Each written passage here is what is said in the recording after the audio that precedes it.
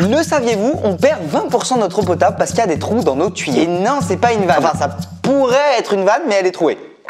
Je m'appelle Mathéo Balès et tout l'été pour Vert, je vous raconte la série d'enquêtes Au Secours qui parle des vraies solutions qu'on a face à un monde qui sera peut-être bientôt à sec. À l'image de ma peau à cause de mon éco-anxiété.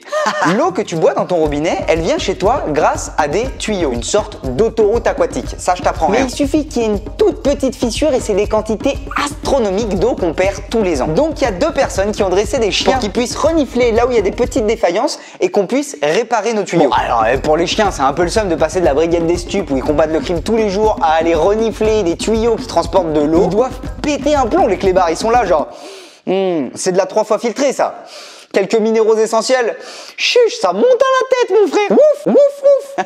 Mais bon, pour nous, il faut reconnaître que c'est important parce que 20% d'eau perdue, c'est beaucoup. 20%, c'est 937 millions de cubes d'eau perdus chaque année. C'est 300 000 piscines olympiques. Pour vous dire, même Léon Marchand, il n'arriverait pas à traverser à la nage toute l'eau qu'on a perdue. Mais alors, je sais ce que vous vous dites. Comment ces chiens, ils trouvent les fuites? Est-ce qu'ils reniflent les trous? Non, je vous arrête tout de suite. En fait, on leur enfile un harnais et dès qu'on leur met sur le dos, leur cerveau switch et se concentre uniquement sur renifler le chlore qui est présent dans l'eau. S'ils le sentent, ça veut dire que le gaz s'échappe des tuyaux et donc qu'il y a un trou. Et c'est comme ça qu'ils trouvent les fuites. Avec ce harnais sur le dos, ils oublient la nourriture, les autres chiens, le monde entier. C'est quand même incroyable. Je sais pas ce que vous en pensez, mais on devrait créer ce genre de harnais pour certains de nos ministres. Non, Gérald, tu arrêtes d'essayer de vouloir pécho tout ton bureau et tu retournes travailler. Voilà, on vous raconte tous les détails de cette histoire géniale dans cet article sur vert.eco. Et juste entre nous, regardez comme il est mignon ce tout petit chien.